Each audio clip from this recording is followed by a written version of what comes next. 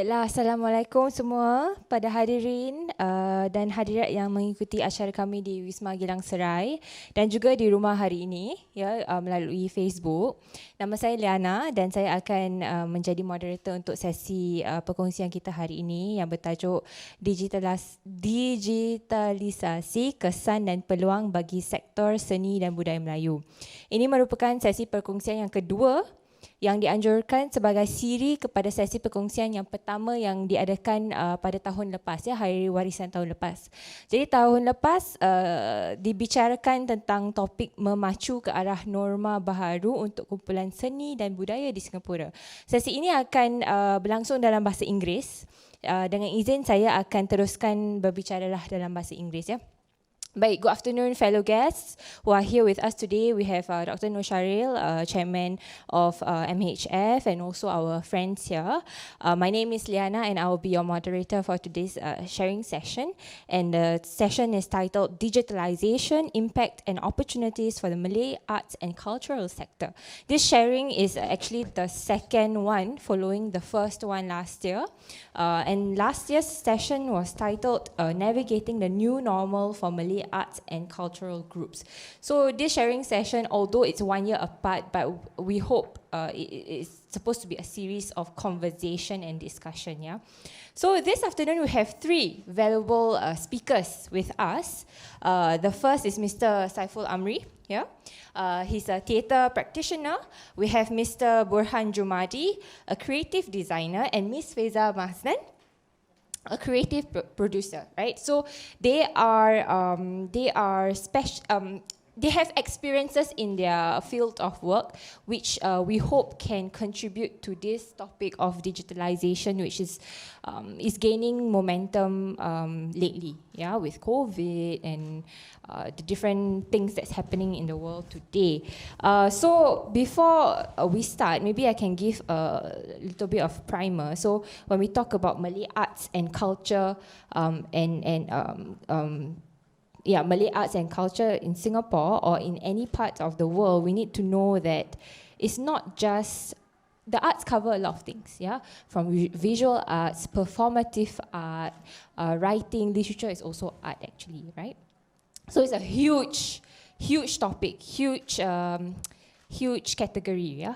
Okay, so we are all aware that Malay art and cultural groups in Singapore, they are very active, right? In this building itself, we have several HQs or offices for the different arts practitioners in Singapore, Malay arts practitioner. We have Kamal Arts, we have Sri Warisan also here, Orchestra Melayu Singapura is also situated here.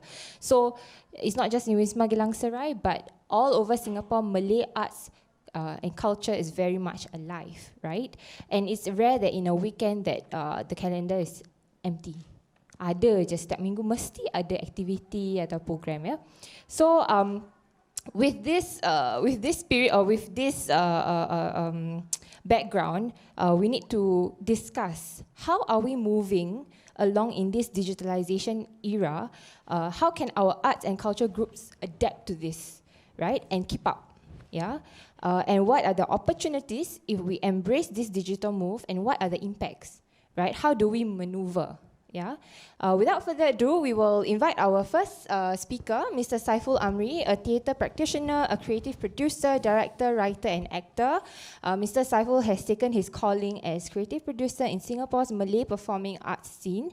He holds a special diploma in arts and events management from Temasek Polytechnic and has produced many arts presentations independently and performed projects commissioned by organizations like PA, NHB, NEC, etc. He has also worked in various capacities with many arts groups like Theatre Kami, Theatre Ikan Matra, and many more. Today, he will present his lecture titled, Are We Pivoting Back?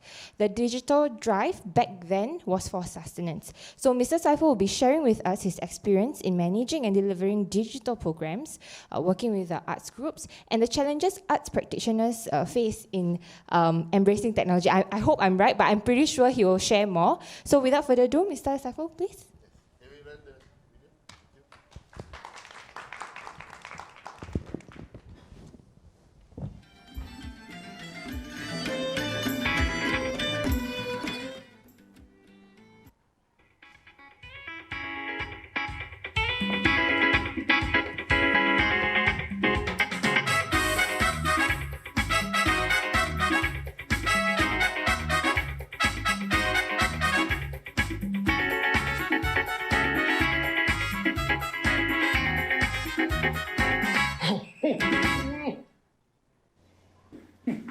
Dayang!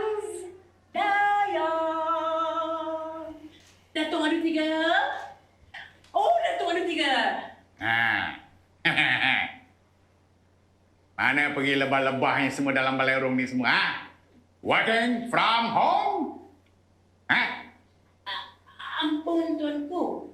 Agaknya mereka semua fikir yang tuanku ni datang nak takluk koloni. Ya. Wahai Adinda Ratu Sang Gila Gula. Di mana Adinda? Karena sudah datang menyambut cinta suci. Adinda. Di mana Adinda Ratu? Adinda Ratu Sang Gila Gula, di mana kamu? Amboi. Bukan main lagi ayam jernih. Ya. See?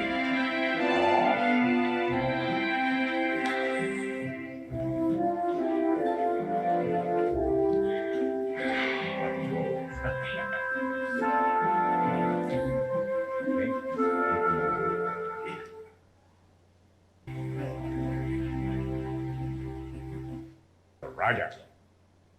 Daulat Duli Ratu Sang Gila Gula.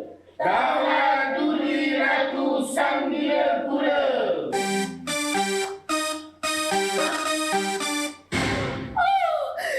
Sudah pulang kiranya. Gulape dan gulaku. Benar, Duli Ratu. Patik berdua kembali bersama Tuan Raja Kering Maharenggi serta Tuan Putrinya Yambang. Oh, iya ke?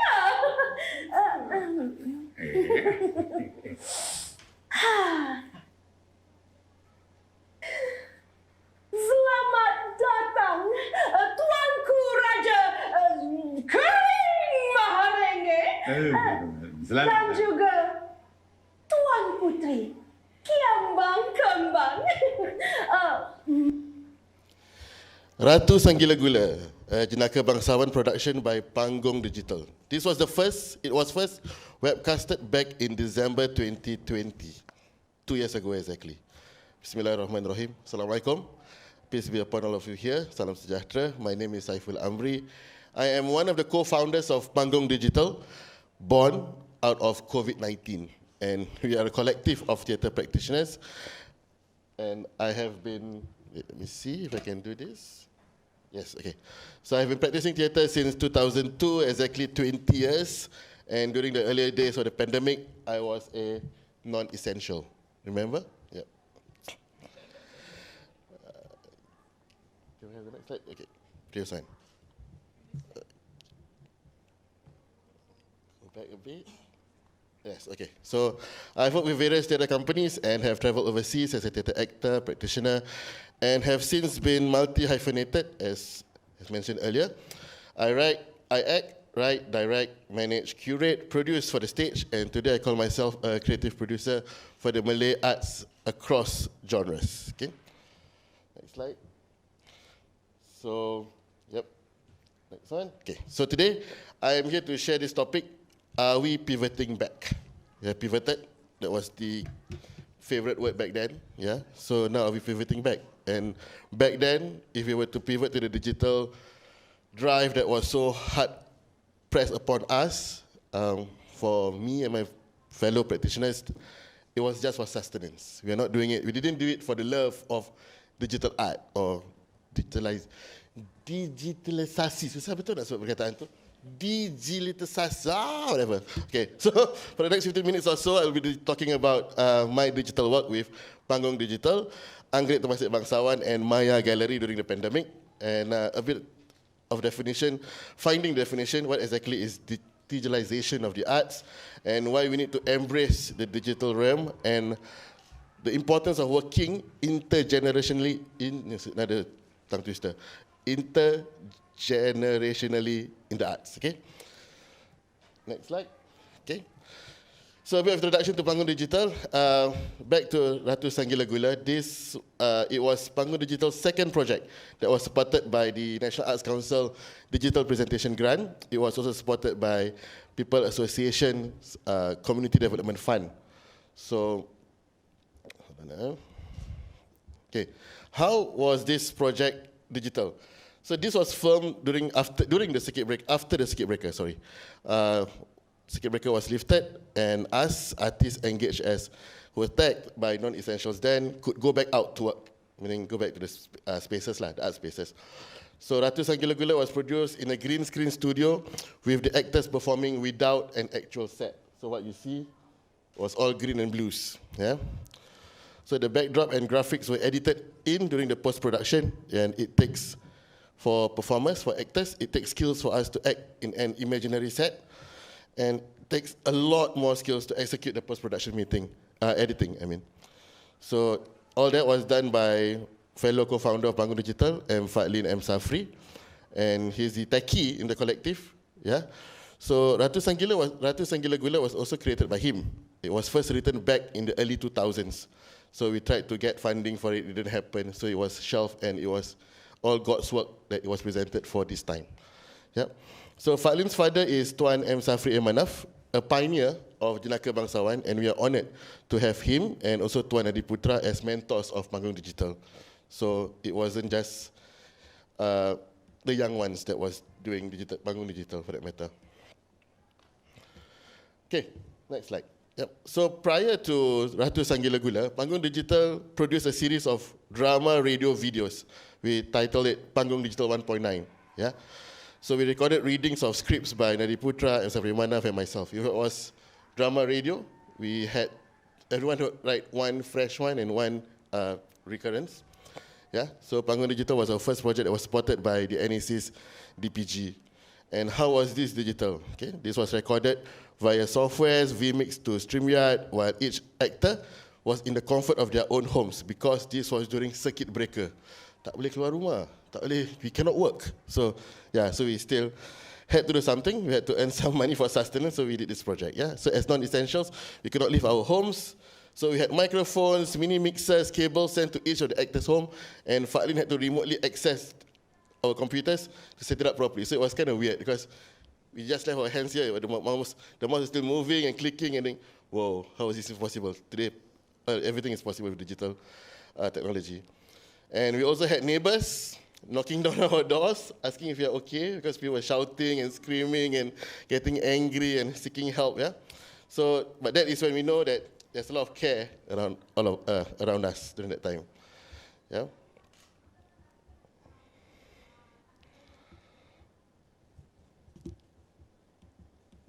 Fine. Okay. Next slide. Yep. Okay. So producing works in such conditions was quite an experience for us in Panggung Digital. And in between the two projects, with the technical knowledge that we had, we did this interview series, Temu Ramah Mesra, where we interviewed our artist friends in London and those here, so to find out how they're doing, coping with COVID in London and here in Singapore. So we have to thank technology and digitalization that allowed for this to happen. And for that matter, I guess we got to thank COVID for it. Yep. Yes, Temu Ramah Mesra was not funded.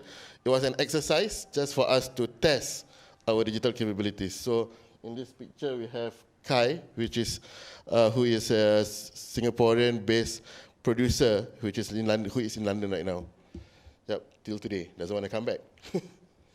Okay. Next one. So what is digitalization of the arts? Okay, so digitalization has made the world smaller, and also it created other worlds too. The virtual, the augmented, the extended reality, the metaverse, the avatars, the AI, artificial intelligence, it is never ending. It is a continuous evolution, yeah? It's a non-stop continuum, and I shall not deny that the arts has a place in this continuum. The Malay arts should also be part of this continuum, yeah? And this is not for me to talk about because it's not my field of practice. My field is a physical space where I share the joy of art making with performing arts or visual arts. So Panggung Digital was not born because we were crazy about digital art or digitalizing art, it was really about sustenance during that very difficult time. So we gather fellow practitioners, we apply for grants, do the work, and bagi-bagi harta lah, for that matter. Not that much anyway. So, but what we did was to apply today's technology on our art forms for Panggung Digital, that was radio drama, and Jenaka Bangsawan for the digital platform that is the social media. But the question is, was it enough to be digitalizing the arts? Yeah, does it even qualify as, digital art? So I can't answer that because I'm not a digital art expert. I'm just a non-essential artist for that matter. Yep. Okay. So, but for the thing, do we have any in our community who specializes in digital art?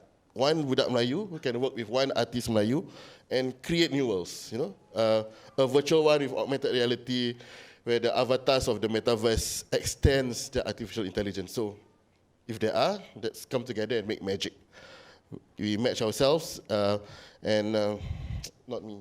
Yeah? I still prefer the physical stage where I breathe the same air as my audience and where in that air we transact energy, where I act and you react, like Newton's third law of motion.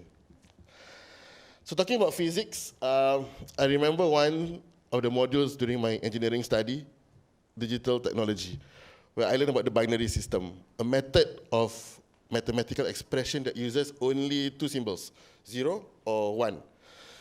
So this is used by almost all modern computer-based devices as a preferred system of use because of the simplicity of the language, 1 and 0, no noise. So to clear out all the noise, DTech or digital technology uses 0 or 1. While the arts, we appreciate noise. Yeah? In the arts, you're not able to do 1 or 0. There's no black or white. So more so today, the presence of the colors of the rainbow, right? So, yeah. So how? We need to look back and see how we can take pride in our work on the digital realm. So, talking about 0 and 1 numbers, I have to say, during that digital era, or Panggung Digital period of work, there was a swell in pride lah. Pakcik bangga bila nampak numbers of views and the likes of the work. I can't deny, having your work on YouTube and Facebook, the reach was global, was around the world. Yeah, Panggung Digital reached UK, Australia, Middle East, Far East, with viewership or consumption of about 25K. And this was only during the project period of no more than 2 months for each, because that was the so-called the restrictions that we have for the reporting data. So that number was without boosting. We cannot pay for boosting because that was not part of the budget. So cannot. So had to be honest with that. But for me, it was a good return of investment for the funder, as per head subsidy is about $1.60 per view for the NAC grant that we receive. So we can't deny that the reach that the internet can provide us is huge. Yeah? So another project that was involved in was Anggrek Temasek Sebangsawan Dang Anom. This was webcasted on Malay Heritage Centre's Facebook page during the Malay Culture Fest 2020. So it garnered 53K views to date. That would be equal to running about 88 shows at Victoria Theatre. Banyak tu, 88. Yeah? But of course, you can always ask or argue about the quality of the view. Was it just a click, but not watch? Is view unique? Yeah, so many questions, so many doubts about that number, right? So however, whatever the questions are, it did create a buzz about Bangsawan Singapura for that matter. Thereafter, at the Festival Bangsawan Singapura, which was organized by Anggrek Temasek Bangsawan, which I had the honor to creative produce as well, that was held at MHC in August this year. It ran sold-out shows across the festival and attracted Malaysians who were curious about Bangsawan Singapura. So, yeah, it created buzz, of course. So this proves the power of the social media on the internet for our marketing and promotion for the arts and heritage. More so now that our Malay mainstream media is stretched thin to cover our efforts in upholding and preserving our culture and practicing our arts for discourse and critical thinking. So arts group and artists have gone out of their way to produce materials to market their projects. We are learning how to create content, making videos, designing social media posts, engaging with comments, boosting their posts, and it's just so much work just to ensure that the algorithms work for them for traction across the internet. Now, this effort takes time away from the art making itself. So many of practitioners do not have the capacity and means, i.e. budget, to engage a publicist to promote and market their work. So as a creative producer, it is my responsibility to ensure there is marketing traction, and it is my responsibility to create optics for the project. It is difficult, but it is not impossible. Together with possibilities, now with the possibilities in your palm, your smartphone, it just takes a bit of investment of time and money to pay for a good app and give ample time to create content that works for you and the project. So I'm lucky that I have techie friends and my nimbleness in the technical world with my engineering background. So if not, I would just be, in the words of my kids, a bumbling boomer. Yeah, that senior who's resistant to change and digital wave. Yes, I am a bumbling boomer. Next slide. So back to Panggung Digital, founders, Fatlin and me, made a point to work with seniors as we ride this digital wave.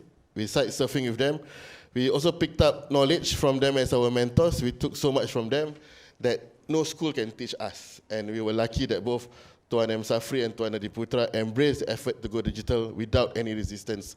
They evolved. They were nimble to adapt. Yeah, and it was not easy to make them act in a green studio and with nothing. So it was very difficult. We had to psych ourselves to say, okay, this is how it is. Okay, so what kind of work we have to bring? So it's not that easy. Yeah. And they were not shy either to seek help when things get challenging. So there were times when they need more assistance, especially when they were on their own to manage their technology. So we did quite a bit of time to set up for Panggung Digital 1.9. So we had to show them where to plug in, to set their mini mixer, mics, laptop. Yeah, so a funny story, they were all fine. I thought I was fine. Everything was ready to go. I lagged. The youngest, the leader of the group, my internet connection wasn't up to speed with them. So I was thinking, why is it so frustrating? Why am I so slow? Why am I lagging? Why am I reacting so? During that recording, after one finishes his dialogue, I had to start before he finished, just to make sure that there's no gap in between. So a bit of preempting on my side because I was the one lagging. So like, okay, before he finished, last word, I come in already. So that they don't have to edit, because we did it all on StreamYard. So we didn't want to do too much editing.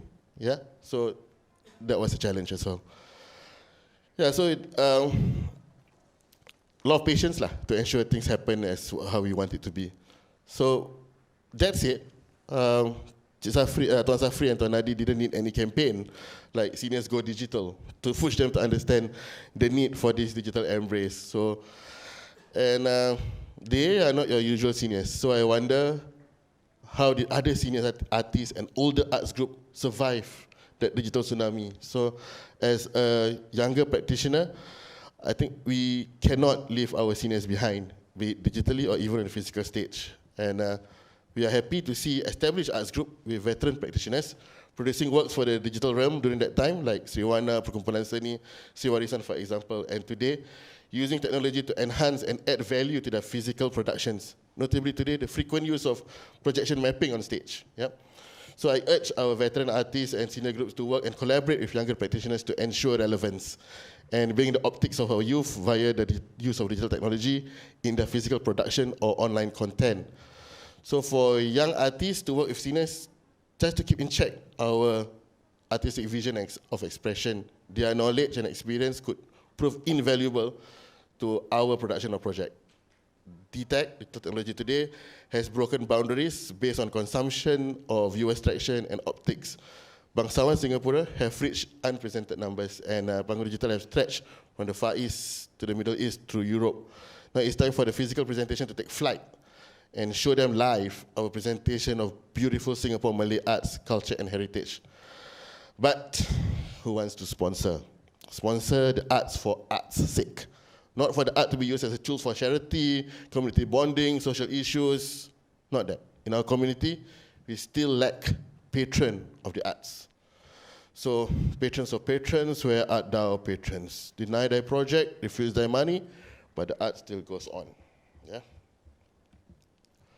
So during the pandemic, I had another project that needed collaboration from digital technologies overseas. This one in Thailand, exactly. So we had to break boundaries on the back end side of the work. Again, Fadlin and me collaborated, this time with Maya Gallery, a Malay-owned visual arts gallery for NAC DPG project.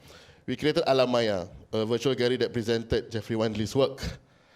Yep, can we go to the video? Just to run through. Yep, enter, and yep, so you can see. So if you're familiar, this is a virtual gallery based on a shophouse property that Maya Gallery used to be in, and ideas from Jeffrey himself, who is an architect. If you're familiar with Jeffrey's work, they are huge. The physical paintings are usually about 2 meters high, 2 meters wide. Unless you are present in front of his painting, you cannot be awed by looking at this projected image. More so, looking through the device in your palm. But for today's generation, this can trigger their joy. This digital realm works for them. The convenience and accessibility works for them. We can't deny this entry point. It's a valid entry point for those who love and embrace digital technology. Imagine putting a VR headset, walking through this gallery. The kids today love this, but I can't, because I'm a boomer. VR headsets give me a headache. And it was a headache managing this project too. The grant provided was only so much, but the output that we desire was so much more. So, yeah. So this is, the page is still alive. You can look out for it under Maya Gallery's website. Okay, next slide. Right. So we must be honest with ourselves. Digital technology is not cheap. It is amazing how we could produce Alamaya, Panggung Digital 1.9, Ratu Sanggila Gula, and Dang Anong with the amount of budget provided. But we made it happen because of the belief that the arts, culture, and heritage of our community deserves the platform and recognition to be an essential in the lives of our society, Singapore Malay society. Through the arts, we can keep telling our story, keep telling our future generation that Melayu Singapura juga punya sejarah. And to continue to tell the story, we can't deny the fact that we must marry our physical practice with digital technology. This is not about flexing, but more flexing about who has more followers, but exploiting this platform to ensure that our work gets out there and our stories are being told. And as much as we are pivoting back to our physical world, where we perform live in front of an audience, where we transact energy in the air that we breathe, we shall continue to learn and discover the possibilities of the digital world to enhance the reach for our work. Next slide. With that, I say, tak ada masa nak merajuk-merajuk, kita jalan terus. We make us, we are essentials. Thank you. Terima kasih. Thank you, Cik Saiful, for the sharing. So it's interesting to see the different digital formats of Malay arts practice, you know. And saya tukar a few words that he said. Malay arts should be a part of the digital world. And the digital reach that we can achieve, it's limitless actually, right? So later I'll have questions I want to ask now, but I can't, right? I have to hold myself back. So of course, publicity is important. Actually, even if it's a physical presentation or digital, I think publicity is something that is important. Maybe we can discuss a little bit more later, yeah? All right, so let's go to our next speaker, Mr. Borhan Jumadi, a creative designer who is motivated by the desire to be creatively challenged and overcome possibilities. Borhan aims to be at the pinnacle of a creative director. This is fueled by his passion for connecting people and his affinity for finding unique ways to bring complex stories to life. So today, Mr. Borhan will be presenting his lecture titled Adapting to the Future of Digital Technology, where he will share his experiences in his field of work and what are the possible ways to adapt with digitalization. Mr. Borhan, please.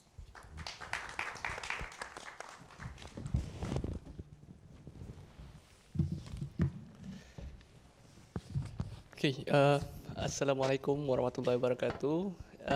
Thank you, MEC, for inviting. I apologize, I don't have any slides as good as Saiful. I think for my case, it's just more of like sharing session on like how or what I do to get where I am at this point of time. Yep. So I'm a film graduate.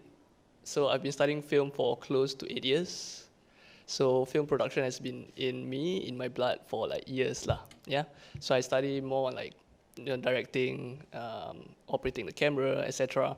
So this is still in the early days, like before I started the company on projection mapping. Yeah. So I think after graduating from film studies, I was attached to Marina Bay Sands. So I was working at MBS, and I kept getting assigned to handle Art Science Museum. So if you guys know, Art Science Museum is very well known on digital arts. There's a lot of galleries, even museum. They invite artists all over the world internationally. Locally, sadly, no. Very rare. Yeah. So because I was assigned to Art Science Museum, I was quite intrigued by the things that they offer there. And it was a question mark like why there's not much local acts there. People are always getting all these international people on board to do up all this, to curate all these arts instead of getting the locals. So okay, I think putting that aside. So because I was assigned at Art Science Museum, I think what intrigues me the most is at the dome of that Art Science Museum. If you notice, up till date, there's still that projection mapping happening on the facade of it. Yep. So I think during that period, I was just still like wondering, like, what is that? Is that like a painting? But the images is moving. You see. So I was just it was a question mark at that point of time, and I think I dived more on like the research of it, the research and development. And I soon found out that, it's actually a projection. Yep. So, I mean, as we go, I went to find out where they actually put the projection, study this, study that. And I got so caught up into it. So I went to dive even deeper. This was in the stage of pre-COVID, still in the, before, it's before COVID. So, once I'm out of MBS, I started to develop my skill sets into projection mapping. So that's where it all started. The inspiration comes from the Art Science Museum. And, after I left this Marina Bay Sands, I started a company, and then, we dive deeper, we expand the team, etc. But sadly, at that point of time, it was 0 projects. It was purely R&D, like research and development. So, we try to find ways to give a solution on how projection mapping can help the current generation. So, the very first target audience that I wanted to aim was preschool, early childhood. So, we did some research development on it where, kids can actually touch walls, and there's some interactive sensor that can, give some audio visual, visual as in projection, audio for, kids to learn what is this or what is that. So we actually dive into it. But I think at that point of time, it's still in the early days of this projection. Projection mapping has been around for years, but not many people know of this. So, I mean, sadly, as we go on research and development, we did propose few preschool, private, and even private and private preschool. Yeah. So they are not really keen on it. They don't see how this technology might change on how kids can adapt. You see, because I think at this period of time, a lot of kids has been on the phone. So why not just adapt to that technology and then evolve in terms of the education style. So it wasn't brought up. I mean, the idea of it wasn't, they don't buy it. So that's where, it's a bit demoralizing at that point of time. So we scrapped that off. And then I dived deeper into events. So events as in installations. So we did some mock-up using shoes, how we can use like a podium with shoe displays, and then we started to rig all these projectors and then start to,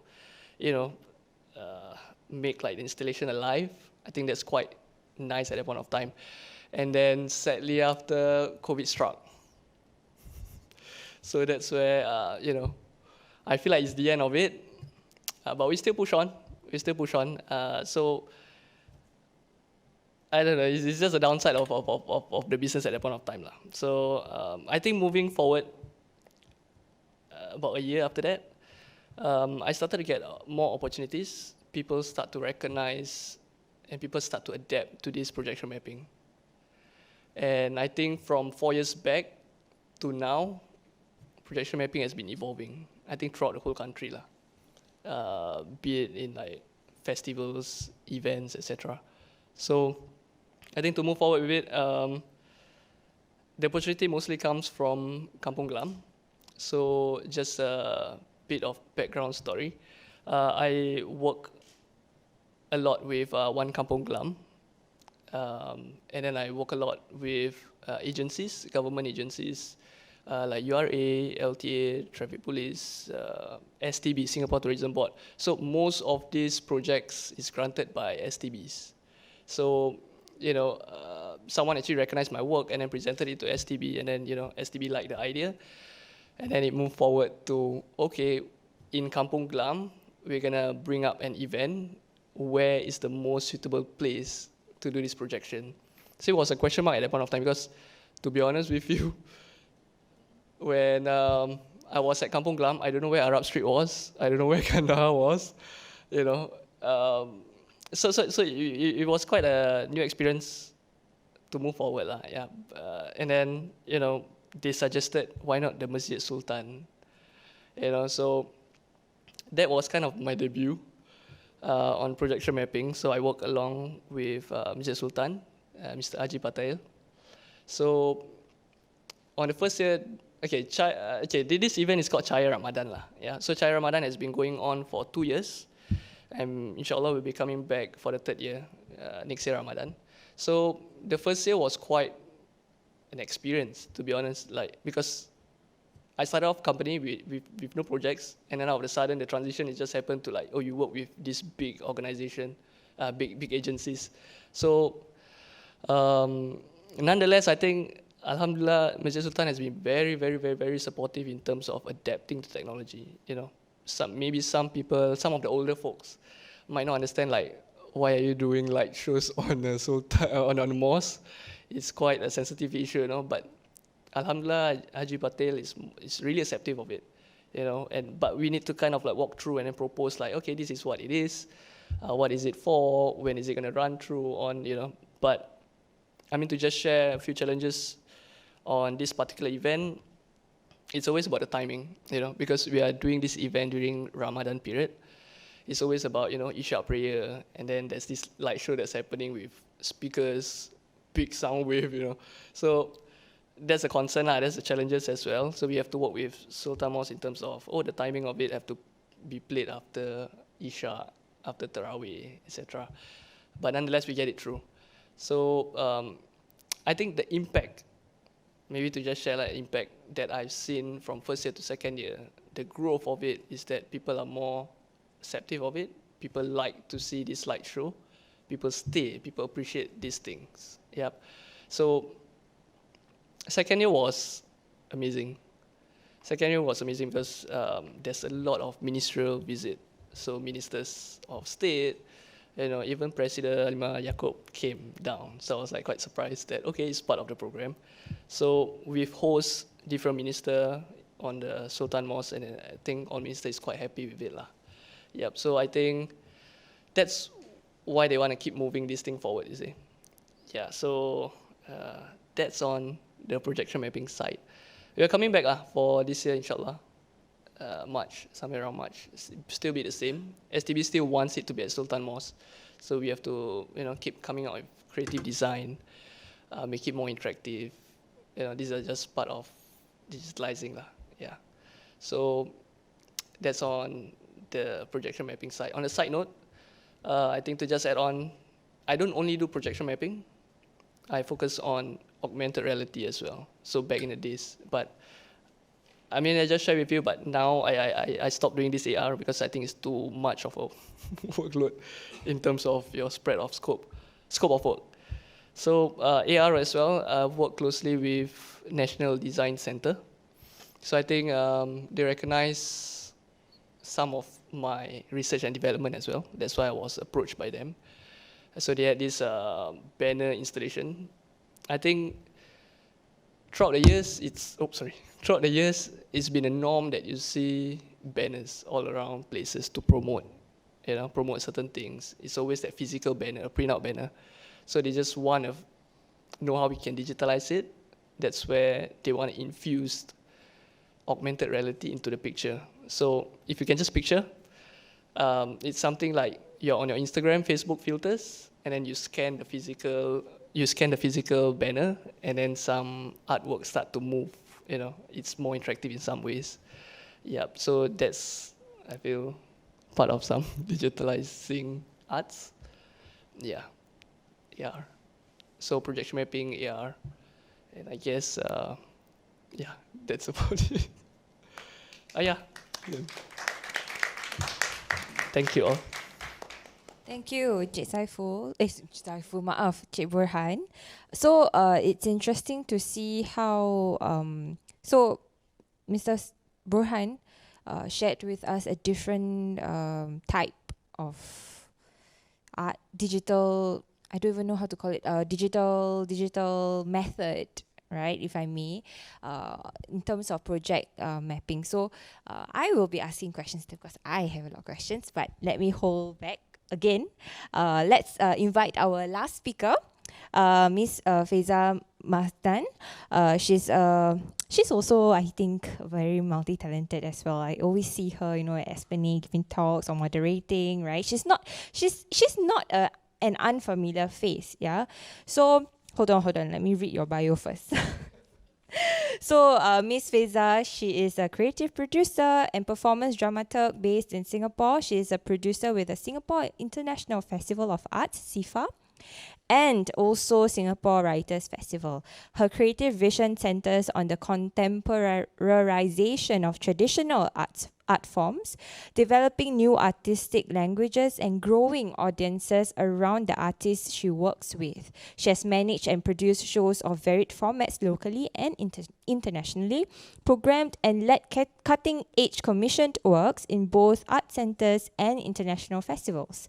Today, Ms. Fiza will be sharing with us case studies of new artistic performances and presentations from Singapore and around the world that have inspired her.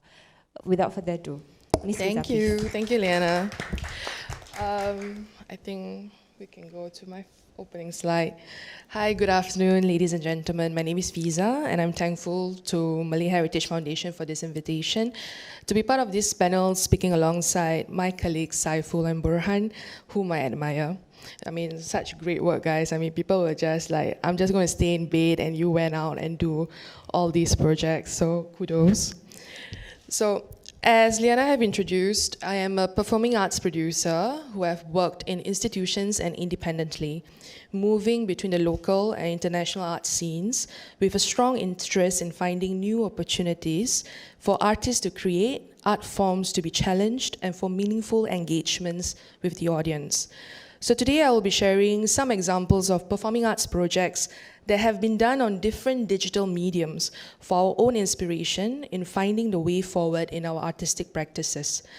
Before I begin, as I go along with my sharing, you will actually see QR codes, yes, more scanning, that will lead you to different pages to find out more about who I'm presenting and what I'm presenting today. So slide 2, let me try this. Yes, okay. So since the pandemic started, we have encountered various digital performances, just like what Burhan and kind of Saiful shared. So be it on Zoom, Instagram, Twitch, etc. So during the thick of the pandemic, when artists were pivoting, I remember how the performing arts community became divisive on what qualifies as a digital performance. So they go like, no, this is not it, Zoom theater is not it, watching on YouTube is not it, because they saw it as TV, right? Because it's almost like a telecast, their relationship with TV, and it does not qualify or does not have the qualities of a live performance. So where you can see and feel people, where the music hits your body differently, or where you can feel this electrifying connection with a performer.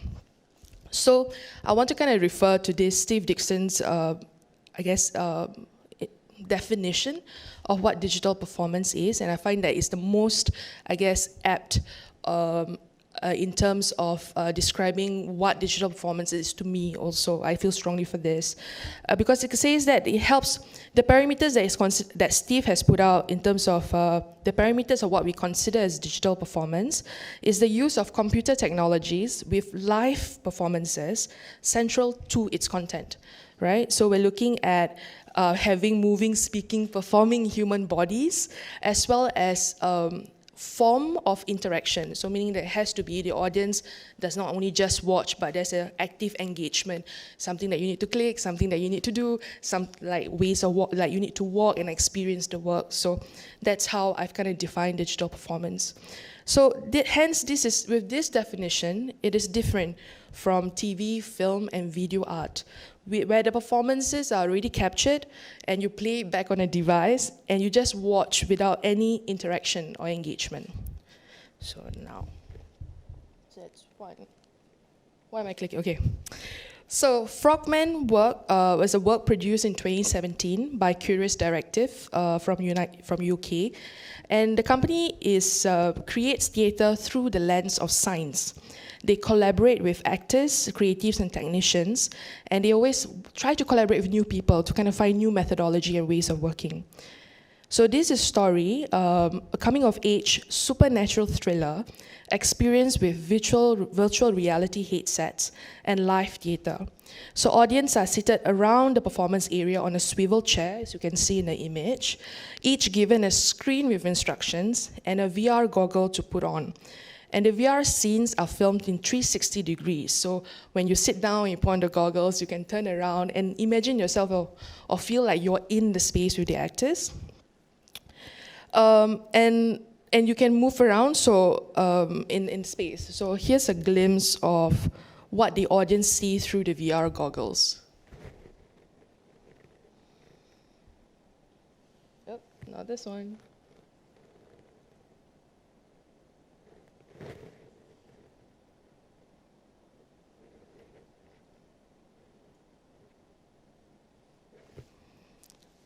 Technology, yeah.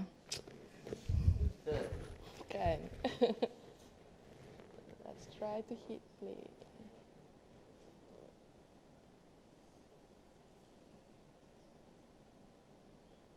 Oh no. No. Sure.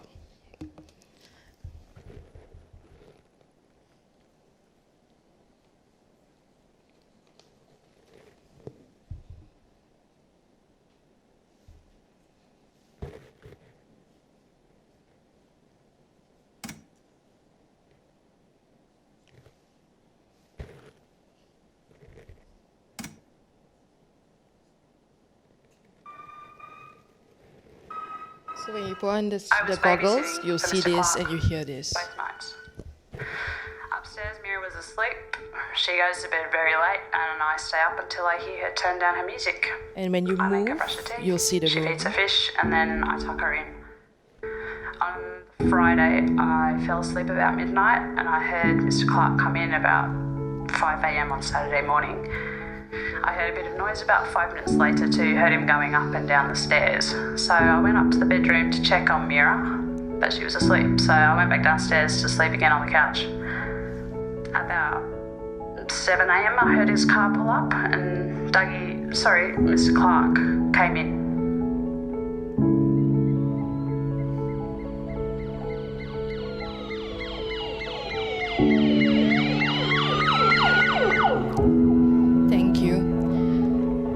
So that work work was created in 2017, and in 2020 and 2021, it kind of got a lot of tractions because it's a work that, you know, people are already with social distancing, looking into technology, work can travel on its own. So that is an example. So let's move forward to Cosmogony. So Cosmogony is a live digital performance in real time featuring 3 dancers in motion captured, and they are performing live from Geneva and screened in real time remotely. So the movements of the dancers are captured, sliced up into digital bits and sent instantaneously through the cyberspace to appear as avatars on screen and in real time for a live audience thousands of miles away.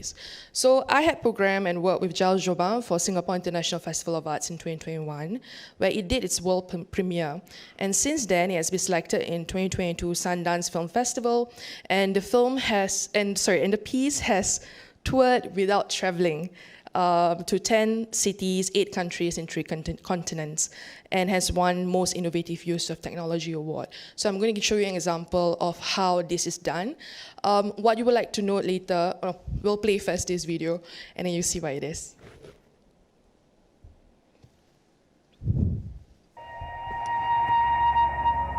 So these are the avatars.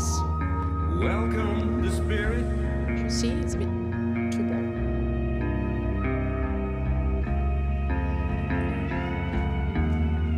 Let it come in. So these are the motion capture sensors on the bodies of the dancers, and this is the projection. And what you see, there's the shapes in the screen at the back. Those are what's supposed to be projected on the mapping, of video mapping exercise. Last time you felt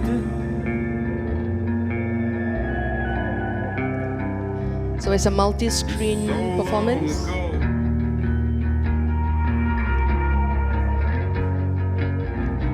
So if you see the shape, it's familiar. It's because we can pause here. Because it was initially supposed to be projected on Victoria Theatre, and then we had heightened 2 alert, so we had to stop that and move indoors. But the work was created specifically for people to be at Empress Lawn and to enjoy this bigger-than-life performance that happens on Victoria Theatre. Thank you. So I was actually first interested to work, we can play this video as we go, to work with Giles because of this application that he created for Sundance Film Festival in 2020. So it's called Dance Trail, and it's an augmented, shall I go slower? Or we can skip that if you, yeah, okay, we can play this. So just to give you an example of how this app works, it's an augmented reality dance piece in the form of an app that enables users to bring virtual dancers into the real world through the smartphone or tablet. So it enables for you to trigger dance sequences in the environment that you are in, indoor or outdoor, and you can place them anywhere in the world. And what they do is that they can encourage people to take pictures of these dancers in the world that they're in, or the space that they're in, and to upload them and share them on social network. So in a way, then you have all these multiple avatars, multiple dancers in different parts of the world coming together and dancing. So this was the work that inspired Cosmogony. Okay, we can go back to the slides. And if you want to give it a try, it's a free app, and you can download it. That one, okay. I'll stay a moment here if you want to. Oh, okay. All right, the next one. This one is a recent project. So it has kind of more or less the same type of technology as Dance Trail. And this is created by Meta Spark Creators, where they work with 3 local artists to transform their artwork into AR, or augmented reality effects. So they hope to open the space for people to learn more about traditional art forms, and their rich cultural history. So let's play this, and then you'll see how it works. So far, we only have this on Instagram, and you can put on the filter on Instagram and dance with or interact with the different artworks. So.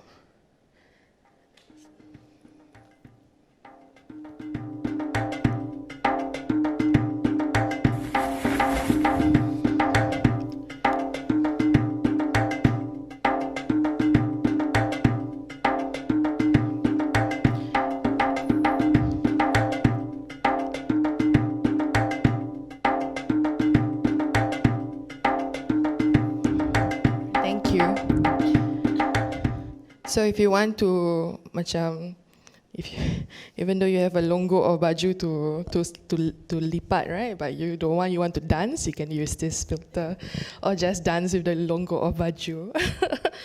Okay, we'll go to the next one. So that was just an example, local example, and recent one, yeah.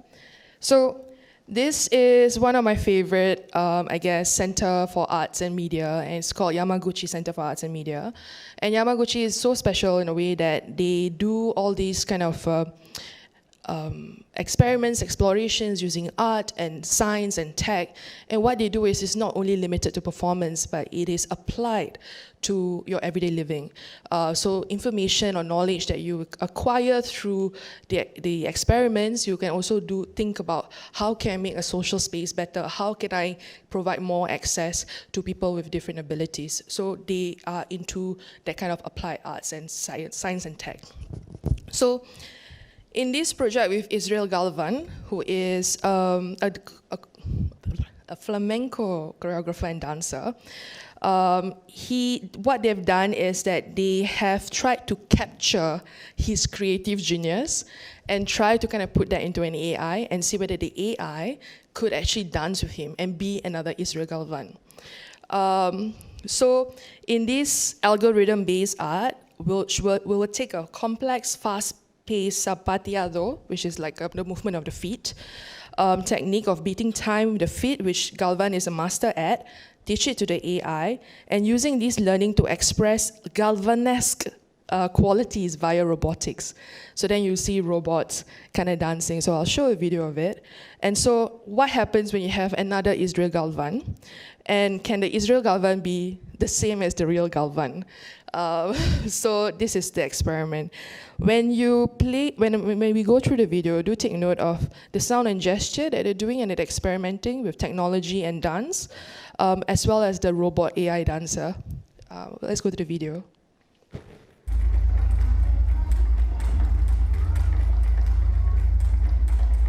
Can you make it bigger, please?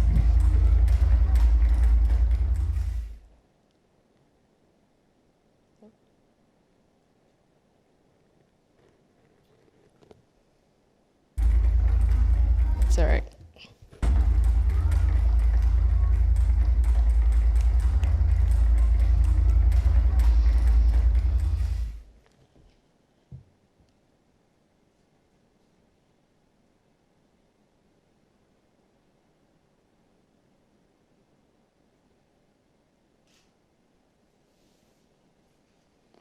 I know we lost the sound there. 映像エンジニアとして Welcome into Welcome Lab to- Engineer for 働い 15 てい years. ますこの15年の間た Durante くさん estos の展 años 示作品や he dedicado a creaciones de obras 制作に携 expositivas わっています y de artes escénicas. 映像の撮影やプロジェク Hay ター un-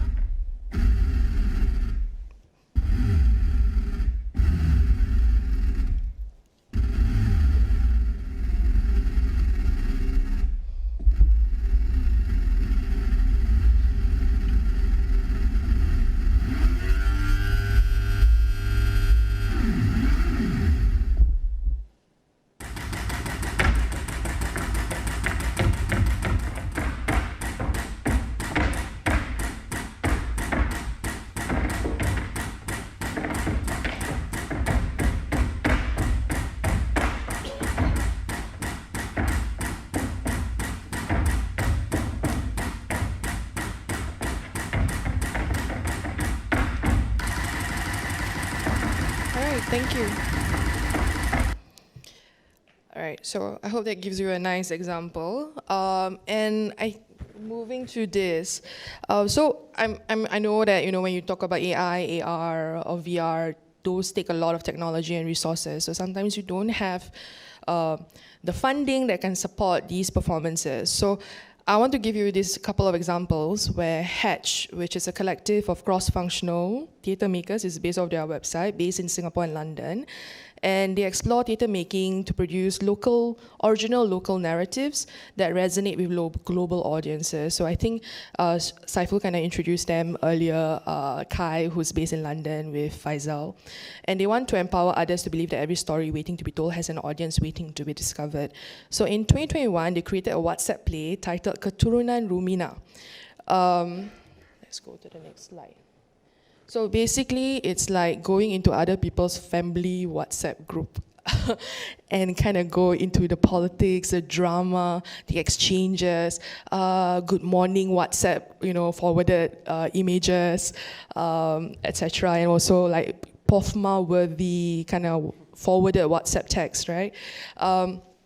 So basically, the audience experience is you just click on a link, you join the family WhatsApp group, and then it unfolds, the drama unfolds for 40, 50 minutes. So that's kind of a very, I guess, almost low-tech, using materials or applications and technology that everyone really have, yeah? The next one, in 2021, a group of young theatre makers, so several groups of them, 7 theatre groups if I'm not wrong, came together and said, you know what, we don't have enough resources on our own, but we together, let's do something. And what they did was a digital arts or digital festival on Telegram. And if you can look at the image, it's a bit small, I'm sorry. But the digital platforms that they make use of is like IG Live, YouTube, you even have TikTok. So when you go into this digital venue, which is the Telegram group, and then after they get, okay, we'll begin the performance now, and then you click on this link, and then you go into an IG Live performance. So these are kind of different ways in which, I guess, local artists have kind of thought about and tried to kind of get on board with the technology wave without kind of being it so cumbersome or too much resources that's being spent on. I'm in my last 2 slides, bear with me. But the final one, Club Quarantine. This is a very interesting, super interesting thing for me because I kind of discovered this in 2021 or 2020, where basically it's like you going into a club, right, to enjoy music or to kind of get together, hang out with a friend. So you have to queue, and then you meet the bouncer, buy a ticket, go in, get a drink or buy a gift, and then you go to the dance floor, you dance a bit, you go to the toilet, hey, come on, jom go toilet, you talk to your friend, gossip a bit, if you're a smoker, you go to the smoking corner. So there's all these spaces that these 2 Berlin based club managers created online to recreate a club setting.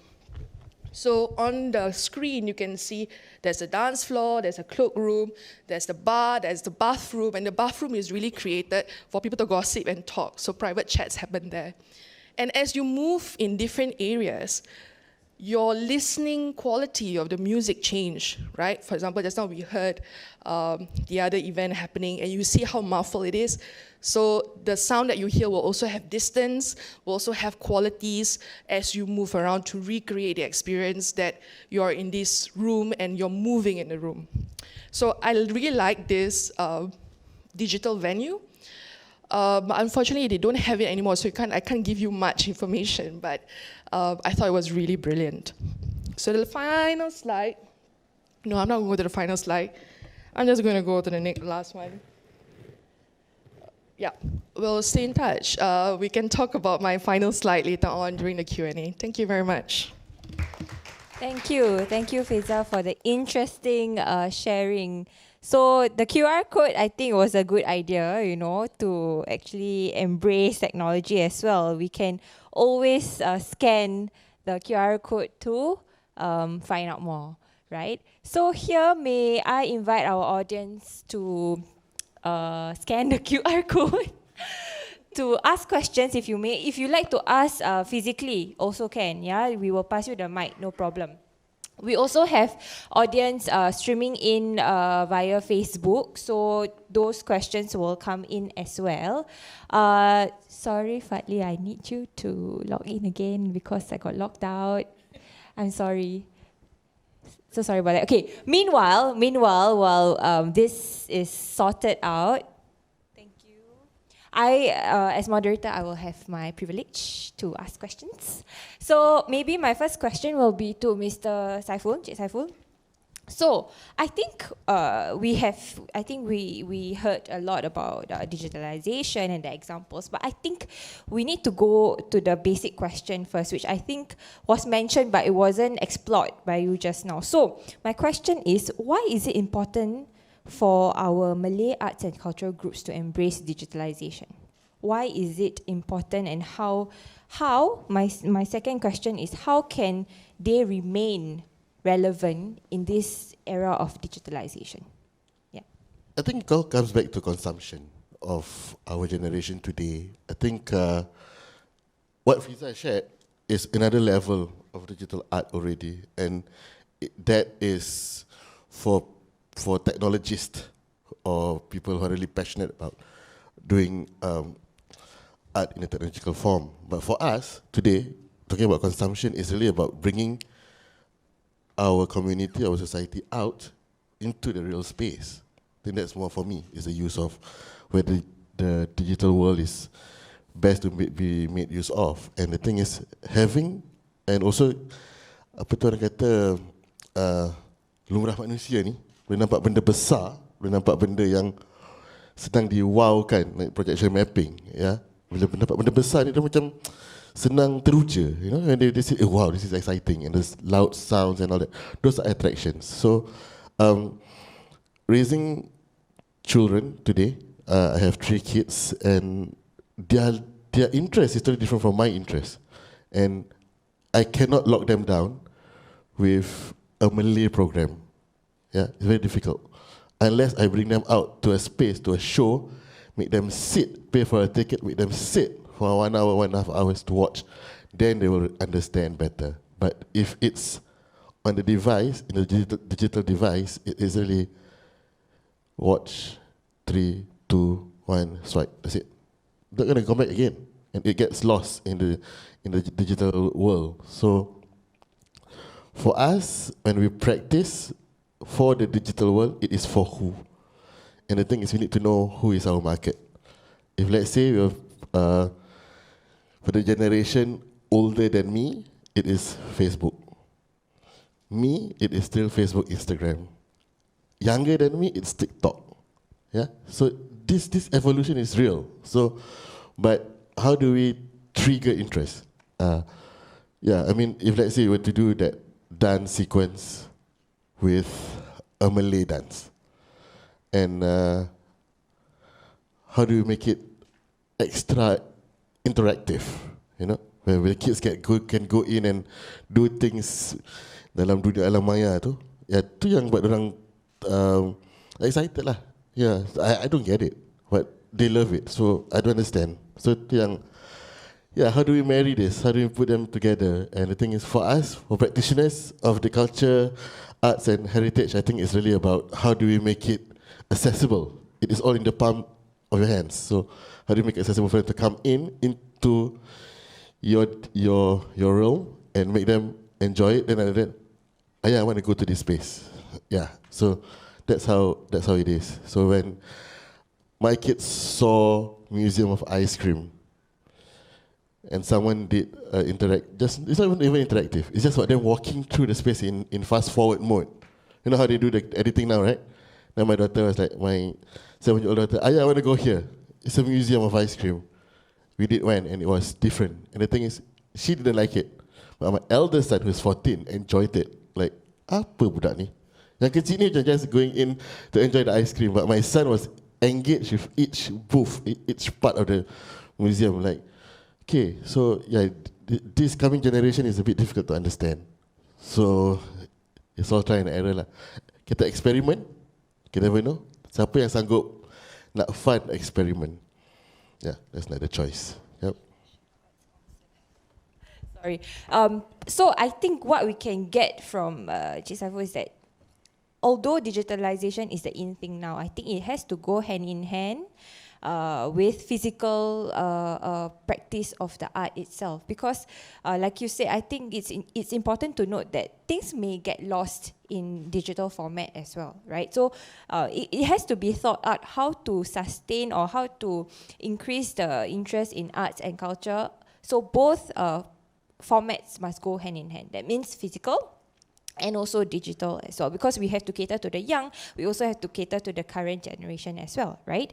And okay, let's move on to Cik Burhan here. So just now, it was interesting you mentioned about the project mapping on Masjid Sultan. So maybe you can share with us actually apa yang diprojectkan tu sebenarnya, because I think I missed that one. And maybe if you could share with us, you know, the audience here and also at home, what was it that was projected, and what were the challenges? Because you mentioned challenges, right? So maybe you can share a little bit more on what were the challenges you faced when you were doing that project. And number two, I'm also interested to know, is there a possibility, because just now you mentioned about arts and culture generally, right? So I want to know more about, is there possibilities to infuse or to infuse the Malay arts and culture specifically? Maybe, I'm not sure, maybe painting ke, batik ke, Malay dance, Malay, I don't know, theatre. Is there a way to, you know, because here we are talking about collaboration, working hand in hand as well, right? We want to put together expertise, put together interest, so that we capitalize on each other's strengths and stuff like that. So I have two questions. What was presented on the Sultan Mosque, and also are there possibilities to infuse Malay arts and cultural practices and art forms with project mapping? Yeah. Test. Okay. Okay. So projection mapping ni dia pakai projector, okay, and then you shoot the images on the facade, on the walls of it. So the technology of mapping ni is that you can actually splice it into shapes. So sekiranya Masjid Sultan tu ada apa buncur dia gitu. So we can map it based on that. Jadi images dia will only be on that. So that is projection mapping. In terms of the things that was projected, we have a theme, thematics, a theme that we work on yearly basis. Jadi sekiranya in 2021, we work on culture aja. So the images that we are projecting on, it needs to reflect on culture, particularly Malay culture lah. So things like macam apa ni, motifs. So macam barang-barang patterns, batik, painting, the one that we are all wearing, all these sort of things. So it's projected on it lah. So how we do the content is more of animating it, trying to, you know, not just in 2D, kita make it 3D. Jadi macam, you know, people will look at it like macam, wow, asal ni batik macam nak terkeluar daripada tu building you get what I mean? So it's the interactive that people are wowing about, you get what I mean? Not just a 2D images that is boring. Yep. So that's the thing about projection mapping lah. So it's always about the content that intrigues people. Projection mapping is just a medium. So the content plays a huge part of it that people want to stay and watch again and again and again. So then again, also to share, on daily basis we had 2 slots. So 2 slots ni is different theme, different content lah we are playing. So siapa yang dah miss out the 8 PM show, then they have to come back the next day 8 PM to watch that show. You get it, something like that lah. So in comparison to 2021, 2022 is about heritage. So heritage ni we have to go down on site dekat Kampung Glam. We have to find things that, you know, best reflect what Kampung Glam heritage is, you know, and then extract it, bring it to post-production, which is editing, you know, talk to the designer, and then we work back and forth lah to design this whole show. Yeah, things like that. So for the upcoming one, it's arts and culture. So, you know, every year different theme. So this one also we have to work closely dengan Masjid Sultan and NHB, National Heritage Board, because this is a monument kan, so kita tak boleh sembarang taruh, you know, even colour, they are quite skeptical on colours as well. So macam dia cakap, oh okay, building ni tak boleh ada colour merah pun, because red can symbolise blood, you know, things like that. So a lot of sensitive issue that we need to take note of. So it's not just an expression that, okay, aku ada this whole wall, it's all to myself, aku boleh buat apa aku nak, you know. It cannot be like that lah. You have to follow the book. Yep, so that's that on the projection. So in terms of challenges, projection mapping ni, when it comes to a small scale, Macam kalau kita nak project on this table, it's easy. But when it comes to a facade, a building, you need to look at how you want to mount a projector. So all these things has got to do with scaffolding, you know, and then scaffolding ni terus you need licenses. Singapore tak boleh lari daripada all these things, you get what I mean? If you put a scaffold on a pedestrian way, you know, people are start gonna come, agencies are start gonna come and ask whether got to apply this, if you apply insurance and all these sort of things. So that's, the issue is always about where can we put the projector. And lagi we are talking about Kampung Glam. Kampung Glam is, it's not as, what do you call it? It's still a rural, yeah, no, it's like there's limitation. There's limitation. So macam even the rooftop also, if you were to put the rooftop, it's just a slope. So we cannot just put the projector on top there, then the weight load, you know, and then we have to resort to like scaffolding, and then, you know, if you put to put the scaffolding kat road je, terus, you know, traffic police were to come, LTA gonna come. Jadi macam, wah, kecoh. Oh, and that's not it. This agency is one thing. How about public? You know, orang nak drive kereta masuk Kampung Glam kan, then macam, aku selalu park sini, sekarang sini ada scaffolding, mana aku nak park, you know, then it becomes a public issue as well. So, yeah, that is a few challenges lah. It happens every year. So yeah. So it's interesting to see digitalization is actually not easy, you know. It's much needed, but it's not easy. And just now, Fiza also shared that there are many possibilities, right, from the examples that Fiza shared with us. But interestingly, Fiza also shared with us things that can be done or accessible. And another point that I thought was interesting that Fiza shared is that where is that interaction element actually? So that was very interesting to me because in my field of work, I also manage programs, and you know we have to look at how people can increase the interaction. I think nowadays it's all about capitalizing on interaction or bringing out that interaction element, which is actually difficult. I mean to say difficult for me, from my experience, it's difficult to encourage these organizers or groups to maybe think a little bit more on the interaction part. So things like, for example, you know, it's common to see recording, and then they put it up on YouTube or Facebook and stuff like that. But what interested me just now was Fiza's point on digital performances. There must be, I mean, to make it interactive, there must be a little bit of that live element, that live interaction, right? So for Fiza, my question is, how can we encourage our groups to think a little bit more on that, right? So actually there's a lot of challenges. On one hand, the cost is high actually. The cost of doing things digital is high, right? Doing physically is also high. But we also, at the same time, we want to retain that interest from the audience, get the audience hooked on it, right? So my question is, because I honestly, if you ask me right now, I cannot think of ideas on the go.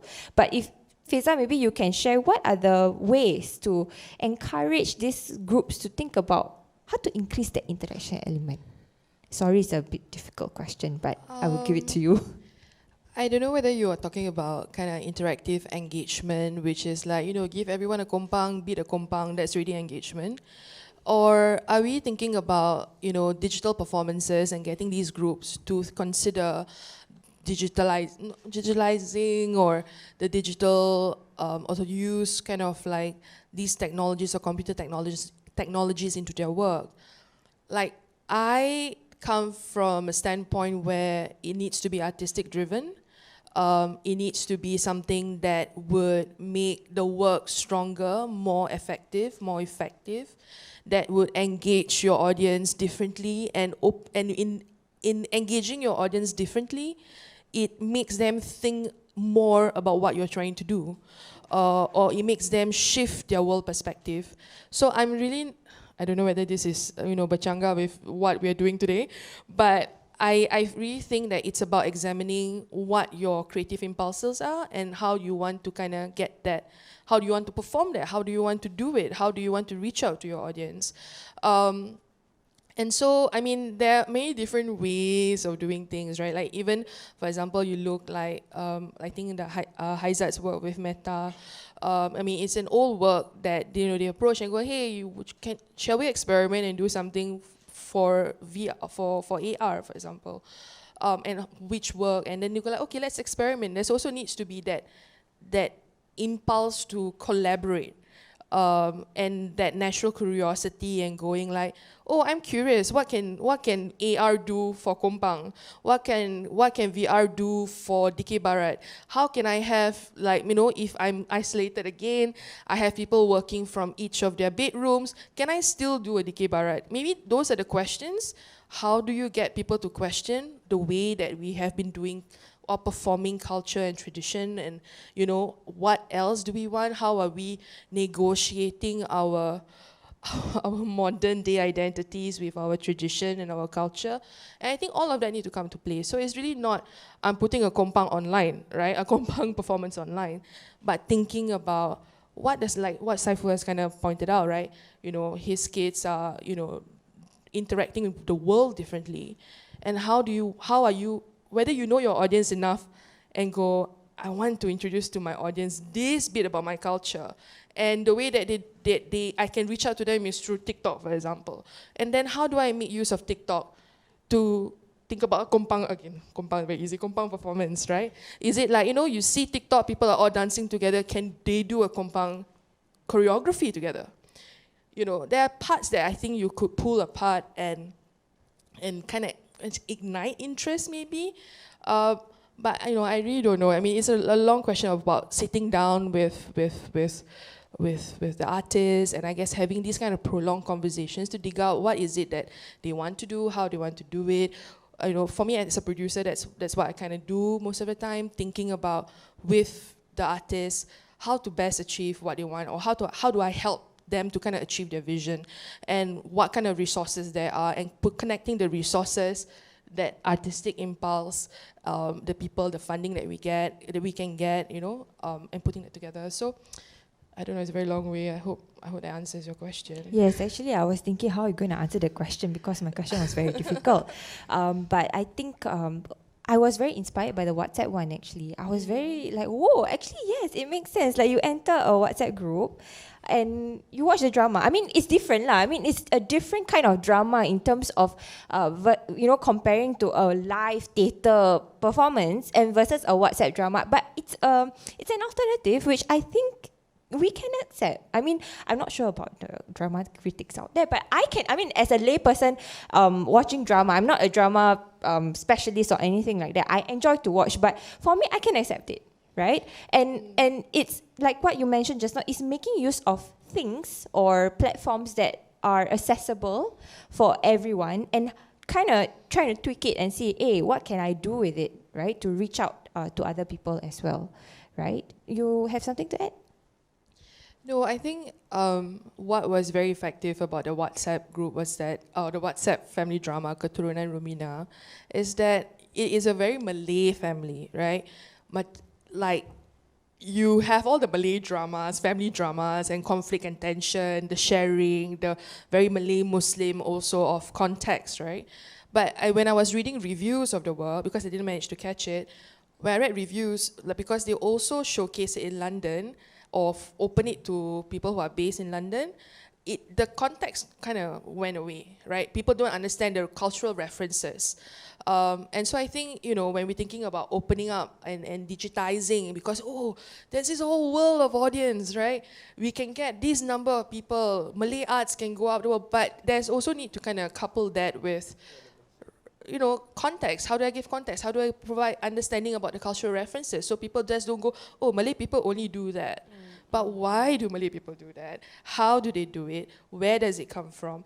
We need to kind of, you know, it's just not about superficial consumption of Malay culture. And so I think when we open up, we need to think about that too. How does it translate? You know, for us in this room, there are certain things that we can catch together easily, cultural references, religious references, Singaporean references. But when you move that to London or UK, for example, in this case study, how does that change? Because the review was like, I don't get it. Like after 10 minutes, I didn't get any of the references, and like I tapped out, right? So yeah, how do you help to, I guess, develop your global audience for Malay arts? Yes, so it's interesting. So context is important. So I think maybe I can offer like a tiny solution for this kind of problems, right? Maybe it's also, I just read an article on literature and how to, how writers are concentrated on their own personal or family problems that may not be actually relatable to audiences outside the society or community. So it actually goes down to what are the universal things that we can actually share in terms of spreading our art and culture. So this is not a debate for today, but it's something for us to think about so that, people from the outside can also, relate to our culture and arts as well. So here, maybe, I know we are running out of time, maybe I can read some questions here on Slido. Firstly, the question I'll just read out. This is a test for all of you because you must remember your questions. So firstly, for Mr. Saiful, there's a question that says, will local theatre shows or projects be available? Do you think it will be available at digital streaming content such as Netflix or Disney Plus? If not, do you think it's possible? Okay, so that's the question for Cik Saiful. For Cik Borhan, this is not a question, it's actually a request. Please pitch your AR and projection ideas to anchor operators childcare centres such as Sparkle Thoughts and Sewaktu dengannya as there are demands. So that's a request, not a question.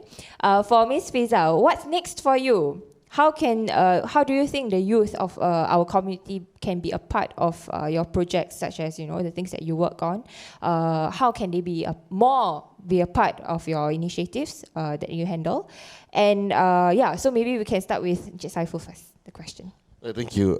Okay, so actually during the pandemic, Tera kami did air or webcast their previous productions online for a certain period lah. So also did Warisan and other.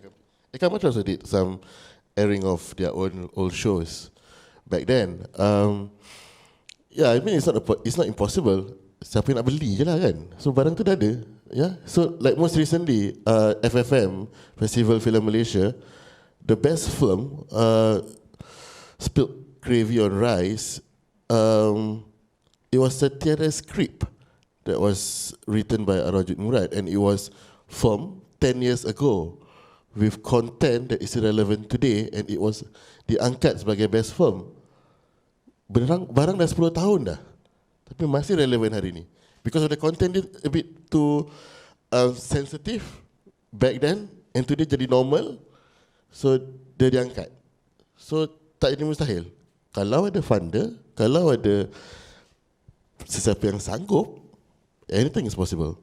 We have awesome scripts dalam teater yang beyond what mainstream media can show. Yeah, I think berani tak berani je lah. Yeah, that's what I can say. Yeah, even let's say for panggung digital, we put it up straight. Ratusan Gila Gula, Jenaka Bangsawan tu, when we put it out, itu actually ada message pasal kecil manis lah. Back then, sekarang pun masih jadi isu. Tapi to stage a bangsawan show is expensive. Even when to pitch it to the Kementerian Kesihatan, yes, tak mampu ya. So tak boleh lah. So but during that COVID period when we wanted to do digital, we could still, scrape a bit and do what we could, and we put it out there. And ada interest sekarang. But when we tell them the physical staging of it cost that much, orang kata, terperanjat lah. So so I think it all comes back to dollars and cents, whether it can make have the impact on the community. Tu je lah. Thank you. No, but Checkpoint Theatre did Keluarga Besar Encik Karim, and they filmed that very well, which I think is almost like your Netflix quality cut type of work. And if you watch Netflix, there's like American Sons that is based on a play and it's been filmed as, it's all one space, one staging. The film works. You need to have multiple cameras, which I felt Keluarga Besar and Cik Karim did very well. And it's a Malay, I mean, it's with Checkpoint Theatre, Malay script by Adib Kosnan, with Malay, like full Malay cast. And I thought those are the things that it's about. Then I guess, as producers, managers, or people who are kind of like trying to make connections in the arts, like where do you pitch it to? Who do you pitch? Who's doing this work? Because I think like what she's saying, right? There's a lot of potential, a lot of good scripts, and we just need funders. We just need people who believe in and create that space. I think recently Sidelines production did Jin Tae's production play Boom of Everything by the Brain that opened in Singapore International Film Festival.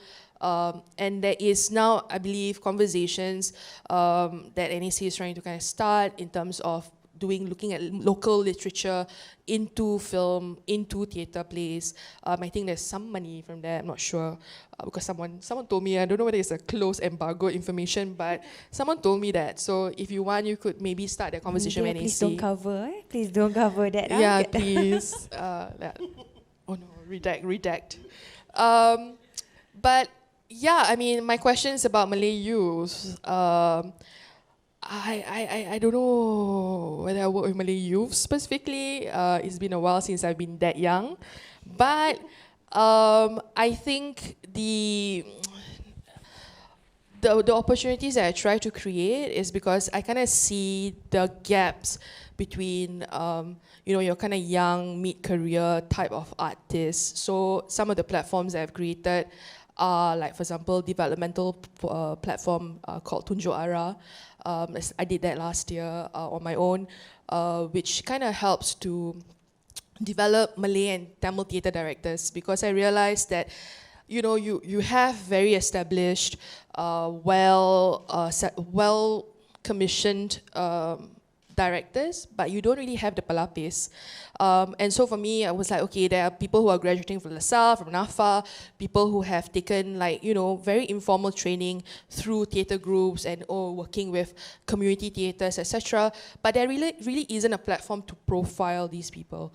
So I created a 4-month program that is mentored and facilitated by directors from different language theatre base, right? So you had Zitian, you had Alin, we had someone, Joko Katas from Malaysia, we had a whole bunch of people, set designers, lighting designer, people to come in to kind of help to solidify certain kind of knowledge. That's something you study, but you don't really have a place where you practice and solidify things.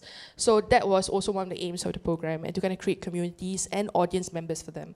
So I don't think I work specifically with youths, but I work with young theatre makers or kind of mid-career theatre makers. I don't know how to place people in age and stuff, but who I feel like have been doing so much good work, but never really get those opportunities.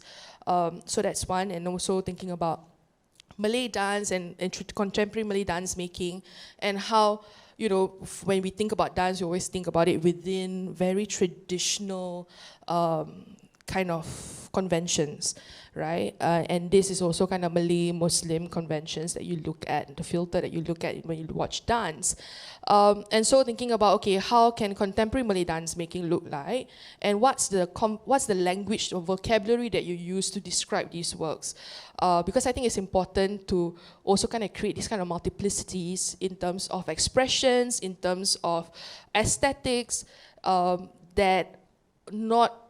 there aren't really a lot of spaces for, because we are still very stuck, even though we go, Hidup Melayu, we need to push the Melayu at the front and make it visible, put it on buildings, but at the same time, people have also typecasted how Malay arts should be, which is very sad for me as a contemporary performance producer, because sometimes when you try to challenge the form, try to challenge the content, they go, but are you sure that's Malay? Are you sure Malay audience wants to watch that? And I find that very defeating, because I think Malay arts, language, culture is relevant, can be expressed in so many different ways. We are all very different individuals with very different, influences, like from K-pop to American music, MTV, hip-hop, gangster rap. I mean, these are all the kind of influences that we have that make up now the modern Malay identity. And so I think we should create spaces for all of that. Yeah. Thank you, Fiza. So therefore, we can't. Actually, that's what I wanted to. I mean, Fiza's last the points that Fiza mentioned actually lead us to the point that Malay arts and culture is not static. Actually, it's not static. Once we see as static, oh, Malay culture is like that, Malay language is like that, kita tak akan bergerak. Kita tak akan ke depan. We will always, pivot back, because we have this idealistic view of what Malay language, culture, heritage is. But sebenarnya dia berubah. Chinese culture also berubah. Indian culture also berubah. All the cultures in the world change and face change. So we have to learn to dispel that kind of thought that, hey, it's different. It's not like that, right? And it also goes down to what are the universal elements or universal points of our culture actually? Respect the elderly, peace, kesamarataan, and etc. So actually we have to also visit what are the universal values of our Malay arts and culture. Yeah. So before we say goodbye, are there any questions from the audience here? That one I missed out just now. Any questions actually? I asked my question, I read from Slido, but I forgot about my audiences here. Any questions? Okay, Faris, you have a question. Hi, Assalamualaikum, I'm Faris. I'm actually very interested in theatre, although I don't actually do any performing or whatsoever, acting and all that. But I do remember one of the first interactive performance theatre pieces that I performed in was at Old Parliament House. It was many years ago, and I remember it was about death and suicide, and the audience actually got to interact with us, and then we had to respond on the spot with the audience. But at that point of time, it was physical, right? So now it's really great to see the developments in theatre moving forward with digitalization and whatnot. So I have just 2 points to make, and to ask actually. The first point is, I heard a lot from from all of you about involving engaging the audience at the level where there's already the performance, right? The products are there. But I was wondering whether or not there are any initiatives to kind of like involve the public, even at the stage of conceptualization, the philosophy and the concepts, or even the kind of like ground sensing, right? Because basically I used to work in tech, so basically that's what tech does, right? I mean, they steal the data from all of you and they capitalize from it. I mean, they're like the modern colonizers, right? They capitalize it, and then after that they don't give a share, right, of the data that you take from the people who engage with the tech platforms, right? But as theatre practitioners, when you perhaps when you engage with the public and all that, I mean that's one way to get them to have vested interest in the development and conceptualization and philosophy of the theatre pieces that you're going to make. And I think Saiful, yes, sorry, Brother Saiful brought up about how you don't want to be used as a political tool, or like when people fund you, of course they might want to instrumentalize you, right?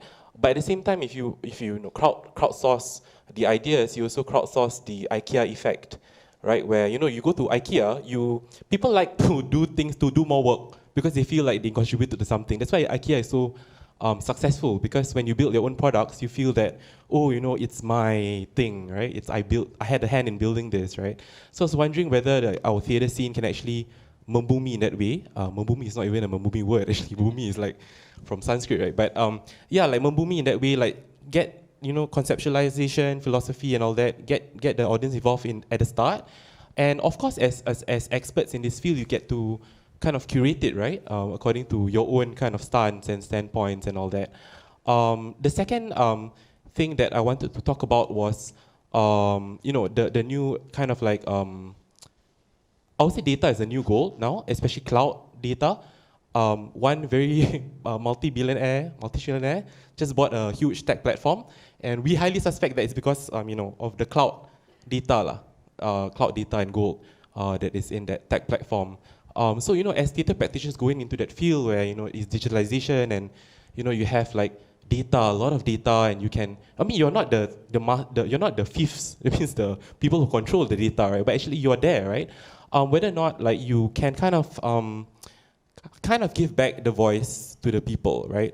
In that sense, you don't kind of you're responsive to like local problems, local situations and all that. But at the same time, you're not like manipulated by certain powerful actors who are in the tech field or wherever they are, right? So kind of like giving the voice to the people, kind of like articulating certain things for the people and through data itself. So I'm just talking from these 2 points. Yeah, thanks a lot. If any comments from any three of you would be grateful, even for design actually.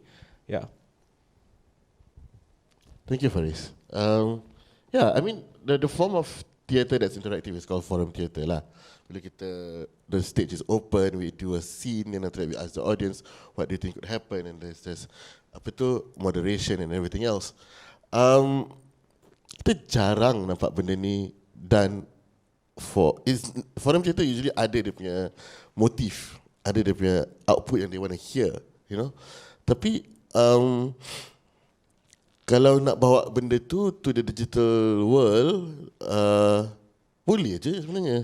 Tapi yeah, I mean, it has to be live, it has to be streamed, it has to have eyeballs and people watching. It's always annoying when I do forum theatre dan budak-budak in the audience tak interactive. It is also very difficult. Then the thing is also how do we do a check back? Like you said just now, kita bawa forward, go forward, the evolution is real. Kita tak boleh terkongkong dengan apa-apa yang telah berlaku sebelum ni. I feel like driving, we always have to look back the rear view mirror, side mirrors, just to make sure we are aligned. You know, I always make it a point to work with elders. Selalu tanya, selalu berbual. I spend time, and you know how our elders are, they can really talk. Meeting patut setengah jam, boleh jadi 3 jam. So that's how it is. But the thing is, you have to give time for them to make sure that you are still aligned to whatever that you are doing today. When I did Bangsawan, I could have just gone on and do a real rehash of it and do it totally different. But yeah, I had people to make sure that, okay, no, Bangsawan kena ada ni, kena ada ni, kena ada ni. Okay, I check. Yeah, that's how it is. But we need to move forward, definitely. Yeah. And talking about data and devising a work for theatre, it also comes back to the topic lah. Topik apa yang the audience, the public needs. Yeah. So itu pun, it also comes back to the practitioner's belief. Itu yang kalau dia tak percaya pada benda tu and dia terpaksa buat benda tu, jadi tak best. So you have to make sure that it is all, the stars are aligned so that we can do things together for the better lah, for the audience and the public as well. Yeah, that's my take on it. Thank you, Faris. I believe you have something to say. Of course. No, I'm trying to kind of figure out my response to like kind of getting the public inputs on works. And for me, I don't see it as, you know, there's only just one type of audience, there's only one type of artist and one type of work. And I always see it as layers or as a spectrum, that there is a certain artwork that speaks to certain people and that serves a certain kind of function. Like, as how you kind of say that it, you know, got instrumentalized by, you know, certain agencies and groups to kind of advance certain kind of agenda. And I think those, I mean, again, it depends, like I shared just now, what is this creative impulse or artistic impulse? What kind of work do you want as an artist want to do, right? Because then it's also, an artist don't just create one type of work, they also create multitudes of work and different types of work that will engage with different types of publics at different stages, right? You can, you know, I have like Drama Box or Prisma, and many others who would actually engage with a certain group and go, you know, as part of their research, as part of their, of understanding the subject matter, you know, talking to people who have a stake in the issues. So it's really not just, I mean, it's hard to also just go, hi everyone, I'm an artist, please give me ideas on what to do. It's a bit hard to do that too, you know, but it's really about some of the issues driven or driven by artistic exploration or curiosity. So I think it has to begin from that, because no other professions we go, please tell me what to do with my art, but it's really more of what is serving, because the artist is also part of the community. The artist is also living and facing issues, right? So I think we need to kind of trust the artist to also know what are some of the conversations that need to happen. I do not know about data because I never go into like study computing and engineering and blah, blah, blah, or binary like you. But I think for the arts community, they're kind of very sensitive to information and to data.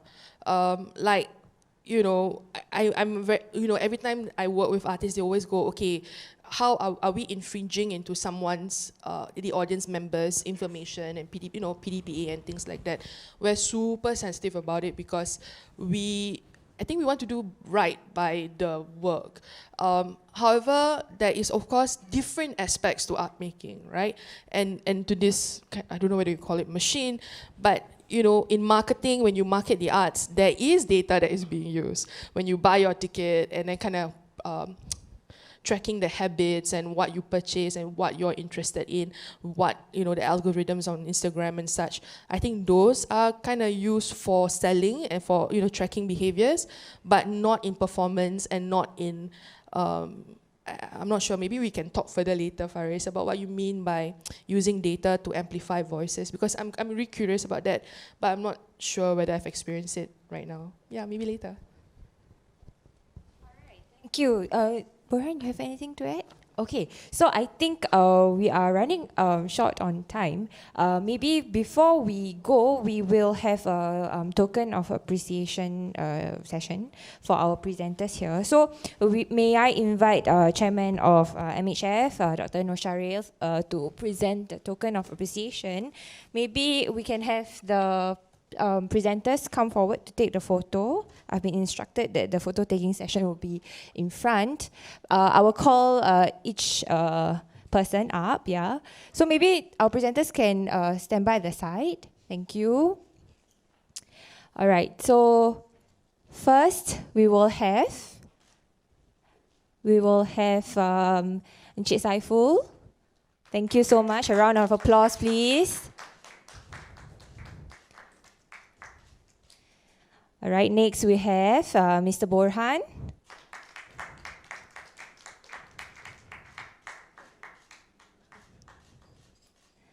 Okay, and last but not least, Miss Fiza. Round of applause for all our presenters today. Kuatlah sikit. Aduh, layunya. All right, okay, now we have a group photo. Okay.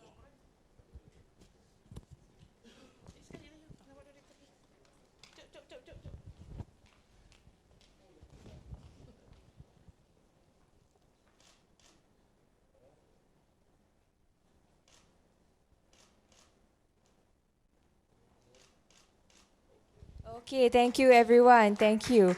Okay, before everyone go, may I request our audience here to scan the QR code, right? Am I doing it right? Right. Okay. Yes, we have a feedback form, right? Yeah, feedback form QR code. Please scan it and put your input so that MHF can further improve their programs, yeah? Thank you everyone, and may we see you guys in the next program by MHF. Thank you. And also jemput makan di luar, ada makanan ringan di luar. Terima kasih.